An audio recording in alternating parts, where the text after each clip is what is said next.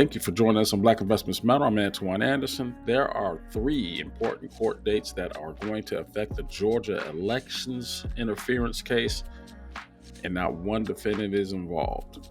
Find out what's going on. Now, I did say that this case was going to get a whole lot more messier before it got any better, before we even got to the truth about the case. But now we're talking about a divorce involving the lead prosecutor in this case, Mr. Nathan Wade, from his soon-to-be ex-wife, Jocelyn Wade, and how this divorce is impacting everything on this case. Let's start breaking down the dates that's really at issue here and how it's affecting the motions that are being presented before Judge McAfee's case in the Georgia elections trial. Let's go. All right, so the initial motion that got us here was January 8th. This is where Ashley Mershon made the allegation in open court that there was an inappropriate relationship between DA and prosecutor. On this motion, 127 pages of this motion, the attorney representing Michael Roman is saying, hey, I want the DA removed from this case. I want the charges dismissed. What's up? All righty. So that's what kicked everything off.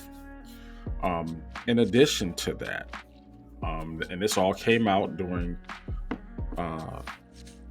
Steve Sadow's response or request, his own motion in regards to what was happening with this so-called secret meeting in DC between the prosecution and the January 6th committee. That issue was quashed, but Sadow was not willing to go ahead and file a motion at that time of his own for his client, Donald Trump, due to the nature of the charges. He couldn't prove any of these charges. It is important to note that so far, neither has Ashley Mershon, the person who initially entered these allegations. So for that reason, Judge McAfee set a sometime in early February date for District Attorney Willis to answer these charges. Now, that is an important date in February because Attorney Willis has until, on the 23rd of January. That's when Attorney Willis will have to appear or summoned to appear in the divorce proceedings of Attorney Wade, Nathan Wade, and his wife, or soon-to-be ex-wife, Jocelyn Wade. That's right. The DA is required to show up at this divorce hearing, called as a witness, and testify before the ex-wife and her attorneys, and to bring any documents her office may have concerning this divorce. So that's the 23rd. Now, here's another dilemma that's affecting the case. The divorce proceedings themselves are sealed. This is happening in another county altogether. This is happening in Cobb County, and that divorce is sealed. The problem here is that this is highly unusual for any civil case that a divorce be sealed. At least according to some of the legal pundits I've talked to, they seem to think that this is highly irregular. There is not going to be a motion heard to unseal this divorce proceedings until January 31st. Now keep that date in mind. So here we are, January 18th, and there is a motion to unseal a sealed divorce on the 31st, at least to hear the arguments to unseal this divorce proceeding. In addition to that, several media news outlets have gone ahead and asked that this motion be advanced, and that the judge will make his determination on the 31st.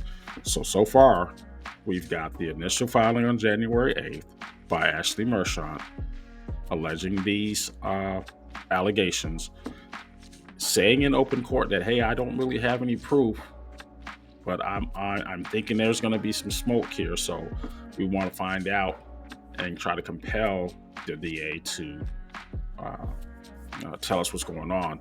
And there's this hearing over in Cobb County. Well, it's sealed divorce, so we don't have any access to those records unless it's unsealed. Okay, so that's going to happen on the 23rd. That's when Miss Willis shows up for this hearing. Following that, we also have on the 26th, mind you, a request from none other than Jim Jordan. Jim Jordan and the House Judiciary Committee also wants to know what's going on with these allegations, and that's going to be in DC. Actually, the 26th is the deadline that has been placed on Attorney Wade to appear, and on the 26th at 10 o'clock. Don't know what that's all about, but definitely put into the letter that was sent to Attorney Wade, and that's where that stands. So on the 26th, there's a deadline. He will probably be subpoenaed if he doesn't respond to it, and we're going to move forward. Now, again, as I already mentioned, January 31st will be the Cobb County's judge set date to hear any arguments on unsealing this divorce. That's when all the dominoes start falling into place. From that, Judge McAfee, back in the Georgia interference case, is going to ask Mr. Sadow, who is making a determination on whether or not he's going to pursue a motion of his own on behalf of Donald Trump, should these salacious and scandalous accusations fan out some truth. It is also important to note that he himself has not determined whether or not he's going to file a motion based on what they may or may not find out in this divorce proceeding. All right, so to recap, on the 23rd, District Attorney Fonnie Willis will have to appear before the attorneys for Jocelyn Wade in their divorce proceeding. On the 26th, Nathan Wade is due to respond to the House Judiciary Committee's response or accusation by 10 o'clock or shortly thereafter. That's on January 26th.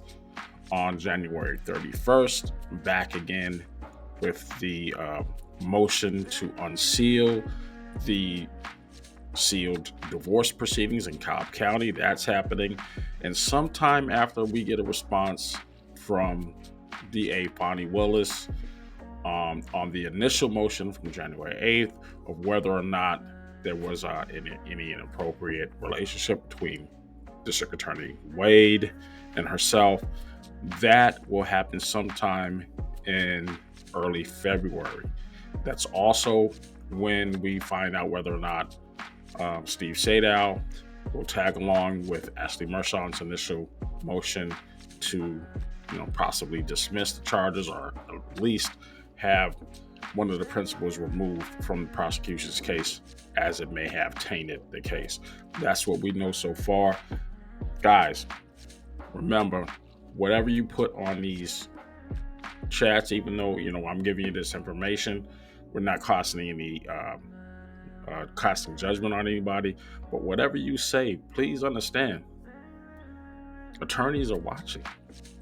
And if you go out of your way to say some filth about any one of these principles, make sure you can back up some of your allegations.